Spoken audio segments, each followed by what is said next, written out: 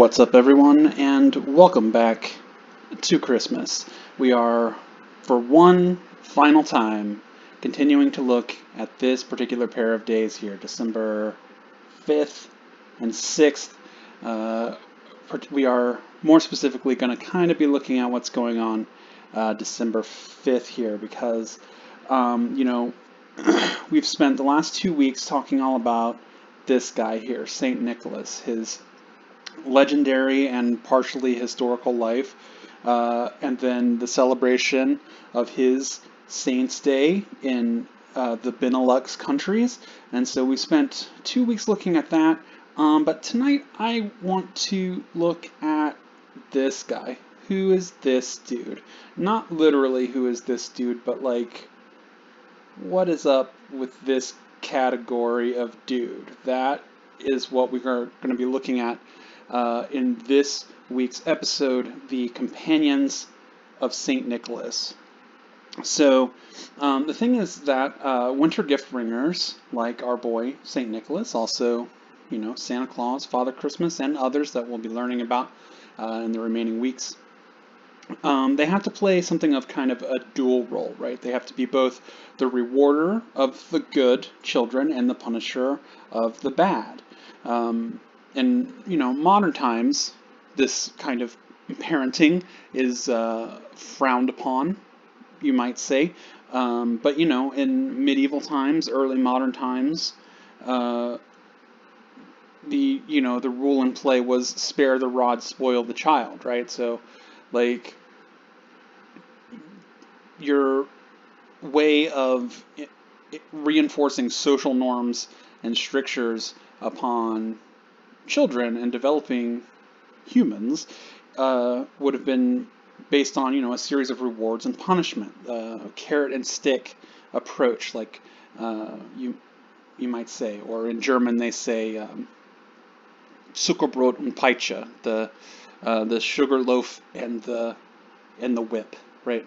Whereas, carrot and stick, whatever. But, and so, in a wintertime gift bringing context, that makes St. Nicholas the carrot, and it makes this long-tongued gentleman right here the stick, the companion, right? You can see here's a child being pretty good, doing a prayer like he's supposed to.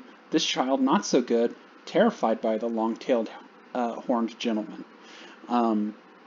So a more secular figure like Santa Claus in modern times can be both reward and punishment. He's the arbiter of who's naughty and who's nice, even though these days, typically the worst punishment is maybe you get coal in your stocking, although I don't know how many families still do that, or the threat is, you don't get any presents at all, or whatever, right? It's not generally that Santa Claus will beat you up, right? It's not typically the threat. But St. Nicholas, a religious figure, even if he gets secularized in ways as, Sinterklaas or Samichlaus or some of the other figures that remained popular in Europe through the Reformation, he has to be a blameless, peaceful saint of God, right? He cannot be the one to issue these punishments. You cannot have a bishop of the church hitting a child, right? That's a thing you can't do. He's got to be the peaceful friend of children. That is his job. And so that's where these dark companions come in. They're the bad cop to St. Nicholas's good cop. That's the common metaphor that's used. And the punishments that they threaten are usually worse than just coal, although coal gets employed as well. So let's take a look at some of these various companions of St. Nicholas. Who comes with him when he comes to put chocolate in your shoe? So obviously the most famous is the Krampus. And we can see him here. You might have even seen this picture. It's very well known on the internet. This might even be like the lead image on the Wikipedia page for Krampus. You can see here he is, long tongue, horns, putting a crying child into a basket. This child's happy because she got fruit. This child got kidnapped. So the Krampus is arguably more than any other European Christmas season folk figure, has more than any other has broken through into the American popular consciousness, appearing movies, TV shows, comic books, video games, T-shirts, um, you know, um, novelty stickers, whatever, right?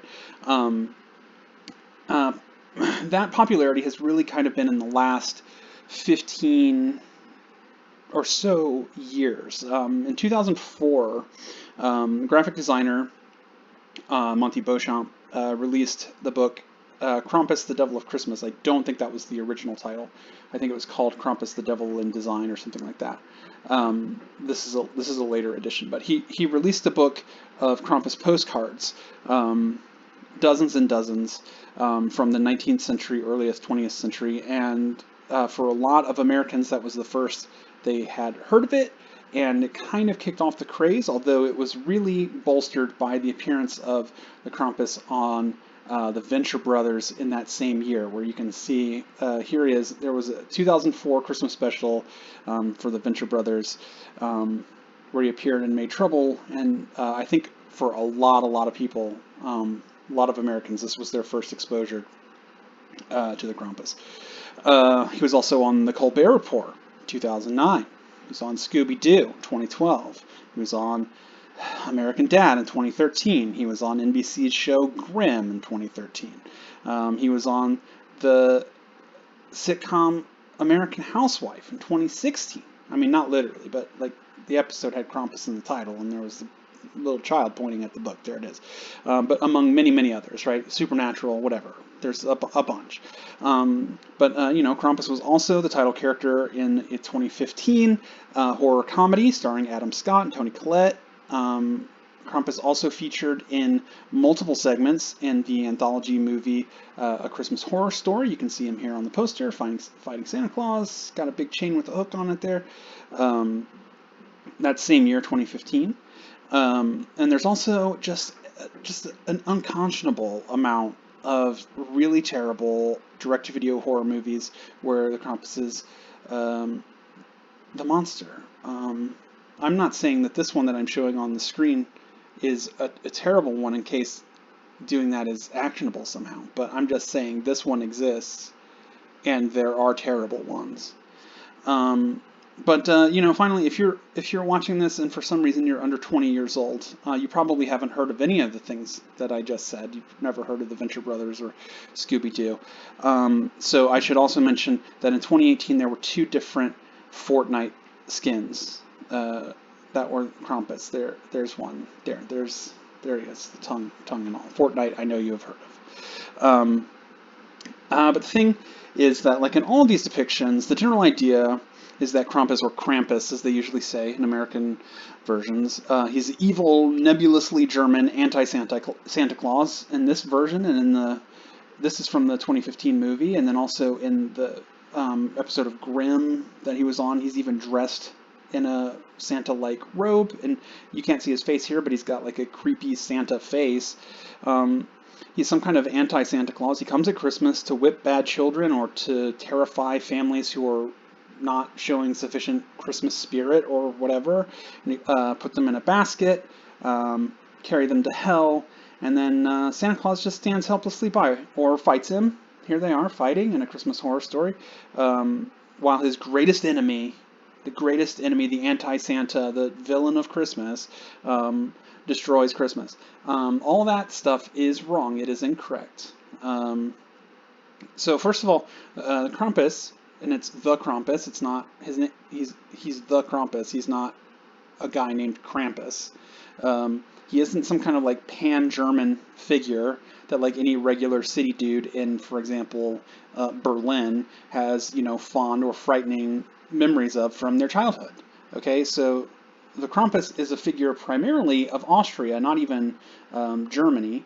If we look at like Innsbruck, Salzburg, here's kind of like this is, and then like Bad Gastein is like key Krampus territory. But then here in southern Germany, Bavaria, like where Munich is, right here, this area, northern Italy, so like Tyrol, and then South Tyrol here, and then up into the Czech Republic.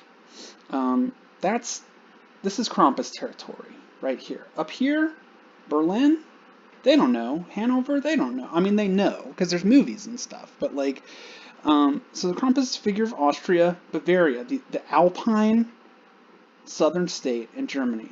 Um, so while northern Germans are obviously aware of the Krampus, especially thanks to movies and stuff, to them it's a weird thing that southern people do, right?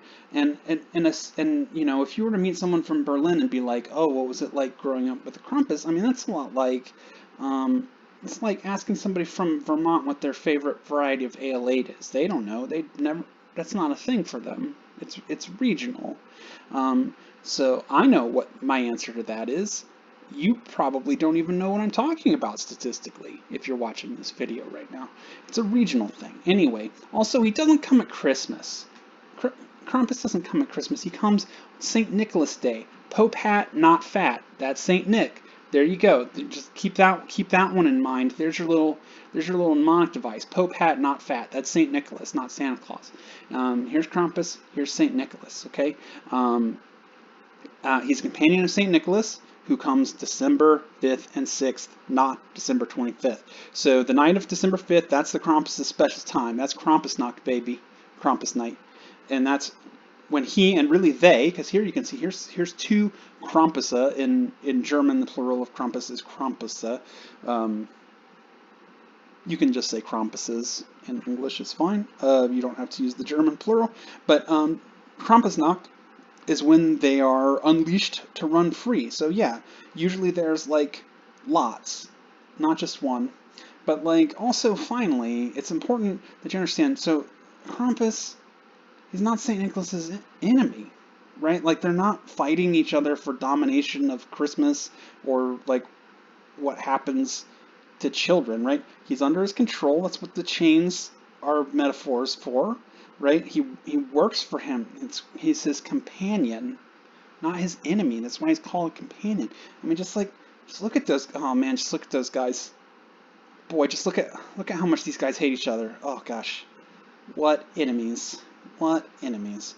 Anyway, so like a lot of the popular conception of the Krampus comes from Krampus cards, which are greeting cards and postcards that were very popular starting in the mid 1800s because Austria, at that time, part of the very powerful Austro-Hungarian Empire, they were like the first country to kind of get postcards as a thing, and so from the mid-1800s until the First World War, Krampus cards were very popular wintertime things to send out. And, even as you get into the First World War, they were popular for American GIs to pick up and bring home as kind of a curiosity. These cards kind of tend to be humorous, tongue-in-cheek in nature, right? You can see he's pulling this kid's ears, right? It's not supposed to be scary. It's supposed to be funny. They, show the Krampus punishing or threatening children. Even though as time goes on, the cards get cuter. Look at that fuzzy dude. That looks like that's a Jim Henson Krampus right there. And sometimes they even got like romantic or like weirdly horny. And a lot of time they have like little poems that go along with the illustration. Like greeting cards have. But a lot of them just say Gruß vom Krampus, which means greetings from the Krampus. That's the most common thing to see on most of these cards. And so some of the other recognizable features that you can find, usually the chains, his basket on the back, often with crying children in it. Here he's got his bundle of switches. Also notice he's got one human foot and one hoof. That's pretty common. It's not universal, but it is common, kind of supposed to show his dual nature as, a half human, half beast kind of thing. Often, bells, you can see, here he's kind of got the bell harness, but the bells aren't really visible. When we take a look at, like, IRL Krampus displays, the bells are going to be, like, the most important thing. So, but the important thing to understand here is that these postcards are typically urban products. These are an urban person's, a city person's interpretation of rural mountain village traditions, right? They're commodified, they're made into these kind of now kitschy art products. They're usually drawn by artists who had probably never witnessed a real Krampus run, and they were influenced by traditional Catholic depictions of the devil, the popular at the time Fond de Cycle style pan art. So that's where a lot of this stuff comes from, rather than being necessarily a reflection of authentic Krampus portrayals. So, like, a more authentic Krampus experience looks a little bit more like this, right? Little less like this, little more like this. Um, this is the experience you're going to get in small alpine villages. Like I said, Bodgestein, that's Krampus Central.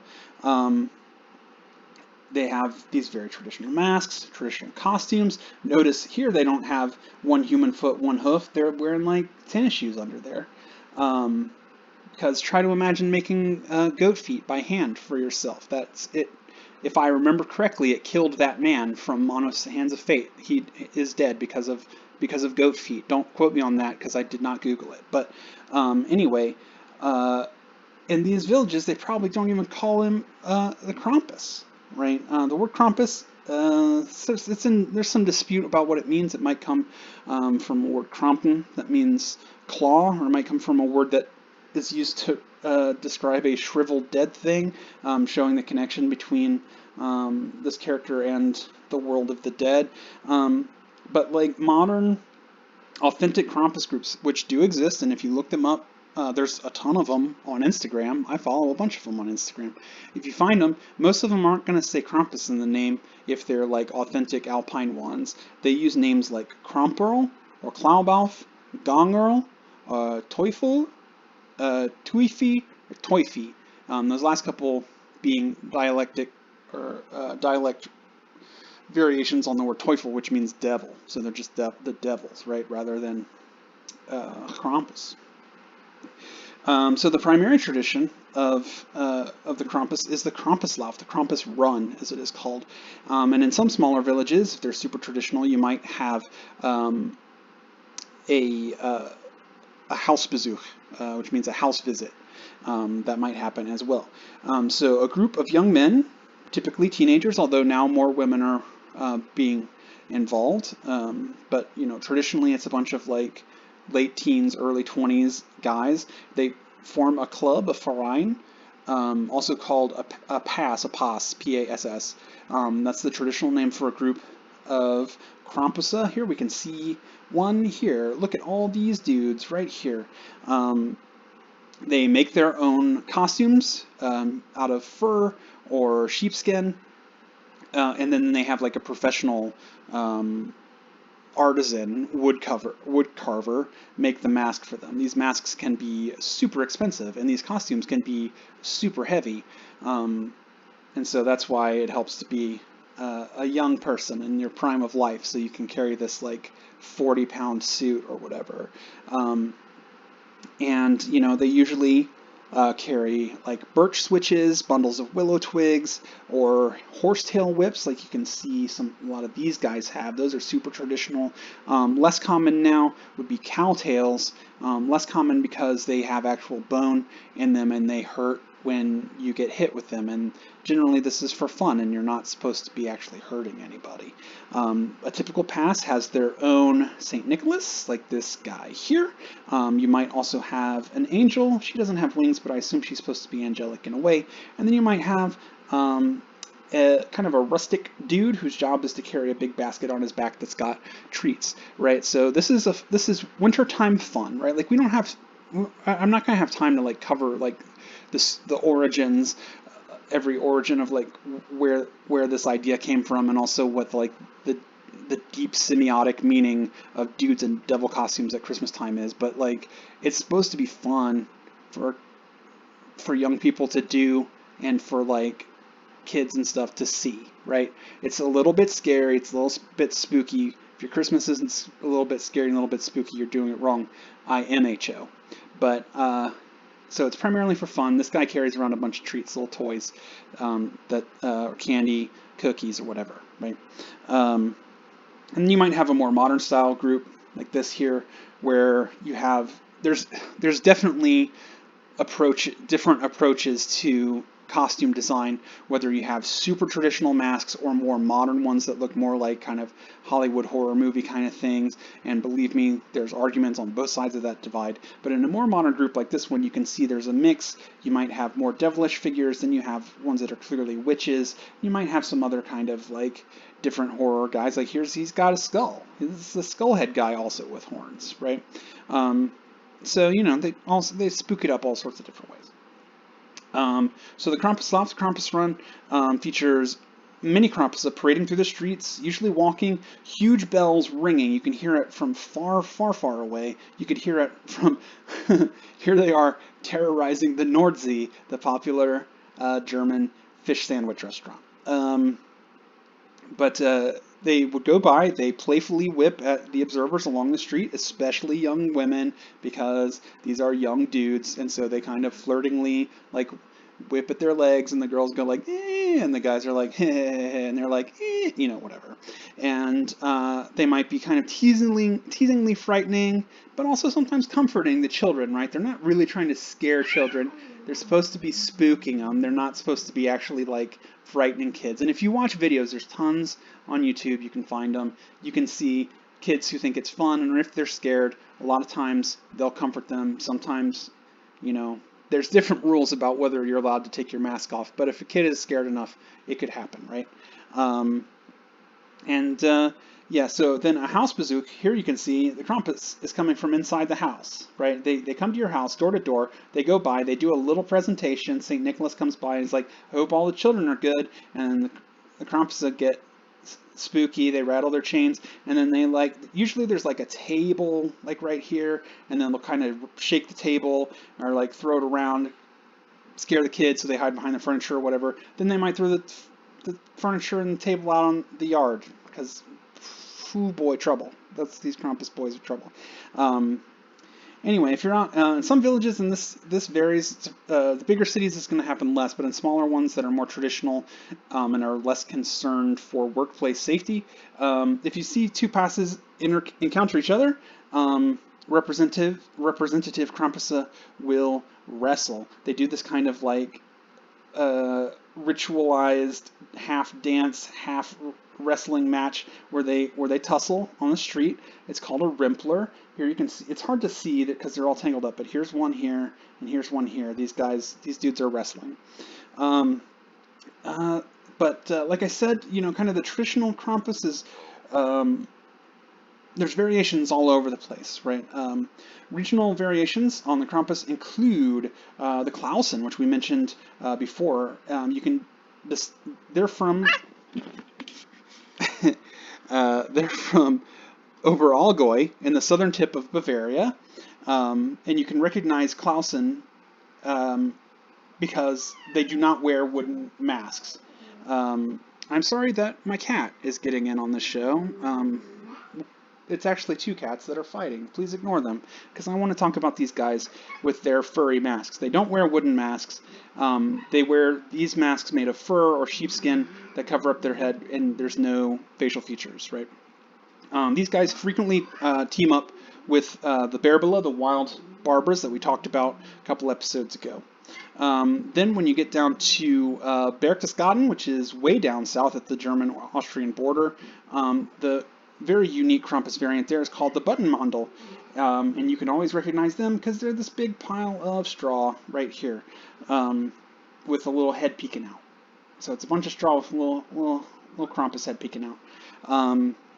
Another thing that's interesting about this area is St. Nicholas doesn't just travel only with the Buttonmandel, but also with a Nicolo-Weibe, a Nicholas wife. Nicolo Frau, also you'll hear that name in some places. It is that's kind of an unusual thing. The idea, right? He's supposed to be like a Catholic bishop. He shouldn't have a wife, but in some regions he does. And here she is, like 8 years old or something. I don't know. It's a costume. It's fine. And let's see. Then in East Tyrol, down in Austria, they use the name Klaubauf. and you can see the bodies are kind of Krampus-like, but the masks are different. They have no horns. They're these kind of big, wooden, kind of grotesque affairs, and they also don't carry any switches. Instead, what usually happens is they will instead of whipping people at parades, they challenge them to wrestling matches. Usually, dudes probably of about the same age as the ones within inside the costumes, or they have a kind of weird tug of war with tables that ends up usually with people's clothes getting ripped and their faces getting bloodied. Obviously, these things are increasingly frowned upon as time goes on, but tradition. And the name Klaubauf, it's unclear where that comes from, but the folk etymology, at least the popular understanding, is that it comes from the verb aufklauben, which means to pick up, either because the Klaubauf snatches up the children from the ground and puts them in the basket, or when they scatter the goodies for the kids, they say Klaub auf, pick them up, right? Then let's see, Krampus is also popular in Hungary, where he's known as Krampus, and we talked about how his bundle of switches is a popular decoration. In the Czech Republic, we mentioned this before too, Svatý Mikuláš, who we see here, is accompanied by Čert, the devil. That word just means the devil, and then also Andel, an angel, as well. And he's the one that comes down on the golden rope from heaven. And then also Croatia, Slovenia, and Friuli, northern and northeastern Italy. They also have their variants on the Krampus as well. All right, so that's almost half an hour on the Krampus, so we've got to move on to talk about some other things. So I mean, I could talk about the Krampus all day. I could do a whole video series just about the Krampus, but we need to move on now to St. Nicholas's other most famous companion, or maybe his most infamous companion, Zwarte Piet. Here he is. So the name Zwarte Piet means Black Peter. It's the name of Sinterklaas's companion in the Netherlands. It's generally believed by folklorists that Piet began as a devil-like figure similar to the Krampus, but by this 1850 book, St. Nicholas and his servant, he was depicted as a young black man. Even though he's not named as Piet in the book, he's just called the servant. It's popularly understood that this is Black Peter. And so he's supposed to be, a young man from Moorish Spain. And at first, Sinterklaas was accompanied by one Piet, but then after World War II, when you have Allied soldiers from America, Canada, and other places basically trying to cheer up a war-torn Europe, they thought if one Piet is fun, a bunch would be more fun. And so now there's many Pieten, and there might be a handful like this, or at like big parades there might be hundreds. If you know the famous David Sedaris essay, 6 to 8 Black Men, that's what this is about. A group of 6 to 8 Pieten. But as I said in the Sinterklaas video, the job of Piet is to throw out cookies and other treats to the children, and they're also supposed to be the ones who go up and down the chimney to drop off toys while Sinterklaas stays clean and tidy on his white horse up on the rooftop. But Piet, also like the Krampus, is supposed to be, a warning to naughty children. But, as with many of these figures, he's become much gentler over time, and now he's more clownish, like you can see here. Some of the figures have retained some of their darkness, Krampus obviously, but then some of them, like Piet, have basically just have gone from being dark companions to just being like helpers, right? And so the various Pieten are supposed to have different jobs, kind of like the Smurfs in the way that, there's Hefty Smurf and Brainy Smurf and whatever.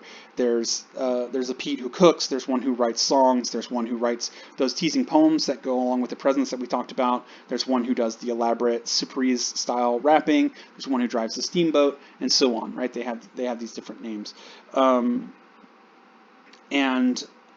Yes, we have to address the elephant in the room, and that is, yes, it's blackface. These are dudes in blackface. So are these people. So is that dude. Zwarte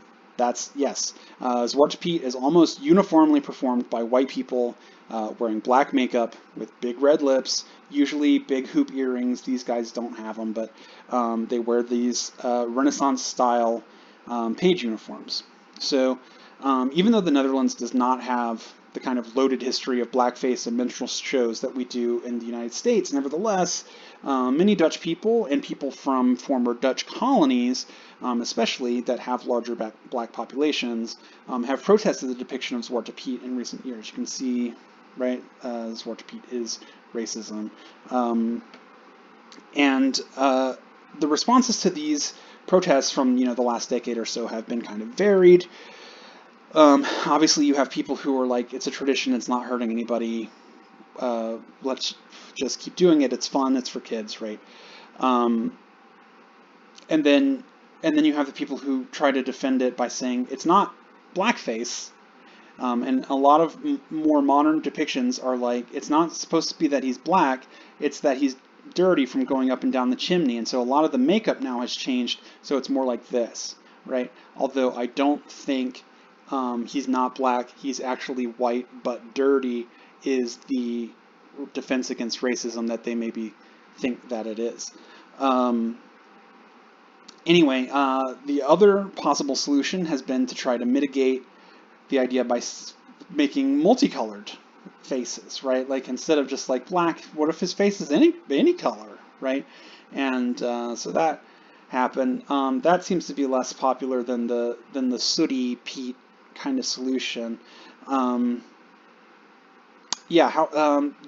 different Black Lives Matter protests that have been happening across the world in 2020 following the death of George Floyd caused a change in public opinion in the Netherlands. And so whereas the favorability of Pete as a tradition, or this depiction of Pete, the vast majority of Dutch people were still in favor of it, or they were in favor of the sooty-faced version of Pete. The favorability of a traditional Pete has plummeted in the year 2020. We'll see what happens. I, for one, think that you could salvage the tradition. You just have to completely change the approach to the character. Like, there's nothing wrong with the idea of there is a Christmas figure who is black. Like, there's nothing wrong with that. It's the other stuff that's bad. You got to fix it. But and then, yes, to answer the question that's been in your back of your mind, Zwarte Piet is the character that Dwight's cousin Mose is dressed as in that one episode of The Office. There he is, the one that has been banned now because of this frame, I guess. Anyway, let's move on to the next one. Let's look at Knecht Ruprecht. This guy right here. So across most of Germany, more popular than Krampus, more popular than Zwarte Piet, who, again, not German. But the most well-known companion of St. Nicholas is not Krampus, it's Knecht Ruprecht. That name means either farmhand or servant Rupert. The word Knecht is related to the English word knight, which used to be pronounced Knigget, like in Monty Python. He's usually dressed in dirty monk's robes or furs, or like a fur-lined robe. You can see him here in his dark colors compared to the brighter colors of St. Nicholas. There's all sorts of different backstories to him. Some say he was a wild foundling that St. Nicholas discovered and then raised from childhood. Some say that he was just the farmhand or whatever. But the actual origins of Ruprecht are hazy in terms, like the folkloric origins of him. It's unclear whether he actually first appeared as a companion to St. Nicholas, whether he was a distinct figure on his own, whether he even had anything to do with Christmas at all to begin with, or if he was one of a number of figures who were created to be secular replacements for St. Nicholas once the Reformation made it supremely uncool to celebrate St. Nicholas Day. We'll talk about that more in a later episode in the various replacement Nicholases. He could have been one of those. He might have debuted as a companion. Hard to say. It's hard to trace back through the murky fog of time. But at any rate, once St. Nicholas was cool again, he definitely has shown back up as a companion, although in some cases he's the solo guy. He's very popular, and in some regions of Germany, he might just straight up look like Santa Claus. They just go ahead and put him in a red coat, and it's hard to tell. Am I looking at Santa Claus? Am I looking at Ruprecht? Hard to know. But According to Jacob Grimm, yes, the Grimm from the Brothers Grimm, Ruprecht first appeared as a character in A Christmas Parade in 1668, while other folklorists say that he was appearing as early as 1530, which would be very soon after the Reformation, which would influence the interpretations of his origins, if that. But they say in these early appearances he had nothing to do with Christmas or the Christmas season. Obviously, we're talking about Saint Nicholas as part of the Christmas season, not Christmas Day. Although, if he was a solo gift bringer, he probably was bringing gifts at Christmas. But that's again another episode. But initially, he would have just been a devilish figure, kind of a spook 'em up. But at any rate, his continued popularity is almost certainly due to this poem right here by Theodor Storm, Knecht Ruprecht. It's a very well-known German poem that portrays him not at all as a scary devil, but rather as the gentle and devoted servant of the Christ child who is happy to bring gifts to the good children. So, like, even today, most Germans probably could recite this poem kind of in the same way that most Americans could give you at least a few lines of The Night Before Christmas, right? So, traditionally, Knecht Ruprecht will ask kids if they can pray, although that's happening less, or, sing a song, or just if they've been good, or whatever. And if they can, or they can say yes, they get treats. If they've been naughty, if they can't do the thing, they might get a little bop from, he might have a little bundle of switches like this, or he might have a walking stick. In a lot of versions, Ruprecht has a limp because of an injury as a child, and so he has a walking stick. Here he's got a little bundle of twigs for a switch, or he might have a little bag of ashes, and you get a little bop on the head from a bag of ashes. But like I said, he's not always Saint Nick's helper. Besides working alone during the Reformation, in some areas he is also the helper of Christkindl. We can see right here is this little girl angel. We will talk more about Christkindl in a forthcoming episode. She/he is one of the other most popular gift bringers in Central Europe, but because she was depicted as a child, a little girl, some people thought she needed a big adult man to be her chaperone. And so here's Knecht Ruprecht. You can see here's his name here down at the bottom with Christkindl. One last cool fact: in Germany, on The Simpsons, the dog Santa's little helper is called Knecht Ruprecht. All right, let's move on to Belsnickel. Here he is. Belsnickel, whose name is also spelled infinity different ways. Belschnickel, whatever. Look, here's all these different ways. This is not even all of them. This is just some. Anyway, he's this guy. He's definitely one of those replacement St. Nicholases, and generally you can tell when they're a replacement Nicholas because they have a form of the name Nicholas in their name somewhere. And so basically when Martin Luther was like, St. Nicholas sucks actually, the people were like, we love St. Nicholas, so we will disguise him as this guy. And we won't call him Nicholas, we won't call him St. Nicholas, we'll call him Fur Nicholas, which is probably what happened here, right? His name combines the name Nicholas, a form of Nicholas, with either the word pelts, which means fur, or the verb beltzen, which means like to smack somebody. But he doesn't have the reputation as a holy man because he's not a saint.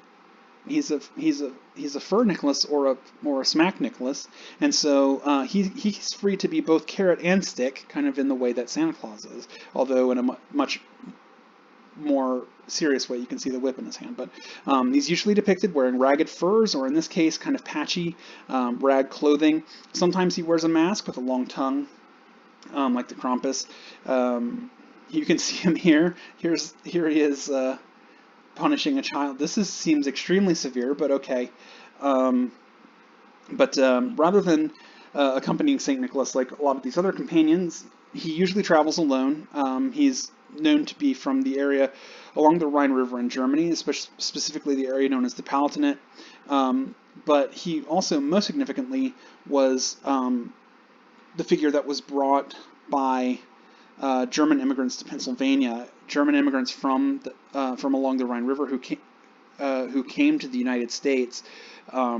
They brought this Christmas gift bringer with them, and and so among the Pennsylvania Dutch, and then from Pennsylvania into places like Indiana and Maryland and other parts of the United States, Belsnickel was the conception of a wintertime gift bringer, and a lot of people definitely underestimate the influence that Belsnickel had on the modern conception of Santa Claus. That's another episode. Anyway, so my point was that he was a traditional gift bringer, up into the 1900s. He was the one known by people of German descent in Pennsylvania, which is why it's appropriate for him to be the figure that Dwight dressed up as in that one episode of The Office. Yes, Belsnickel is a real thing. It is a real Pennsylvania thing. It's a real Pennsylvania German thing. They did not make it up. Pretty good Belsnickel costume. Actually, good job, producers of The Office. Anyway, Belsnickel was also the same figure taken by German immigrants to Brazil and other parts of South America. And so the Belsnickel, although they call it Pelznickel, P-E-L-Z nickel tradition, is alive and well in Brazilian areas that have German populations. Here you can see, obviously, these look a little closer to the Krampus in terms of their design and their masks, although notice that instead of fur, they're wearing moss and leaves and other kind of like plant matter instead of fur. But these are very cool. You can look these up. Pelznickel clubs definitely exist in Brazil. All right, let's move on to the next one, Père Fouettard. Père Fouettard is a companion of Saint Nicholas, Saint Nicolas, in the parts of France that celebrate Saint Nicholas, so north and east France, the parts that kind of butt up against the Benelux countries. Otherwise, in some instances, he's associated with Père Noël, who's the French version of Father Christmas, who we'll talk about later. But his name means the whipping father. And he is supposed to be the butcher from that story of St. Nicholas who killed and robbed the 3 boys and then chopped up their bodies and put them in a pickle barrel. And then St. Nicholas resurrected them. So his penance was supposed to be that he's St. Nicholas's companion. Now, and so he goes around and he has to be his helper. Here we can see he's got a whip in his hand, he's got a bag which might have treats, but also is supposed to be the implied threat that he might throw you in the sack and take you away. Père Fouettard is known as Houseker in Luxembourg, but the name Père Fouettard is also used in the French-speaking areas of Belgium to describe Zwarte Piet. So there, Père Fouettard does not look like this. He looks like the blackface guy from a little while ago. All right, next, Schmutzli. So Schmutzli is a companion of St. Nicholas in the German-speaking parts of Switzerland, where St. Nicholas is known as Samichlaus. Samichlaus is another kind of secularized version of St. Nicholas in the way that Santa Claus is. Here you can see, like Ruprecht, he is dressed in a dirty, dark-colored pointed hood robe. The name Schmutzli comes from the word schmutz, meaning dirt. So he's supposed to be dirty, and the idea is he's dirty from going up and down the chimney. He also, like most of these guys, carries a bundle of switches. You can see he's got that there in his hand. He's supposed, or maybe a whip or something else to threaten naughty children with. But again, like all of these figures, he's been softened up a little bit, although, he retains some of the threat that guys like Knecht Ruprecht and Zwarte Piet don't have anymore. Schmutzli's today might travel in a group. Here you can see there's 2. I think originally there was probably 1, but now you might see a whole group of them in the way that Krampus would do.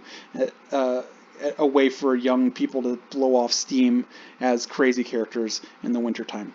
A recent children's book kind of gives the origin of Schmutzli and says that he became Samichlaus's companion when the Saint's bag of toys got a hole in it and the toys were like leaking out, and then he picked them all up and returned them, and his reward was that he got to be a companion. That's not how dark companions get the job, right? They're all in chains because they did a sin or a crime, and their penance is to help Saint Nicholas out. So no, I don't like that at all. But anyway, there it is. All right, one last one. We've gone through a lot here. One last one. Let's talk about Hans Trapp. Hans Trapp. So he's an interesting variation on the Dark Companion because he is based on a real person. According to folklore, the inspiration for Hans Trapp was Hans von Trotha, who was a German knight and an aristocrat who was known for being a jerk and doing jerky things, like damming up a river just to deprive a town of water, and then when they complained, he broke the dam and drowned the town, right?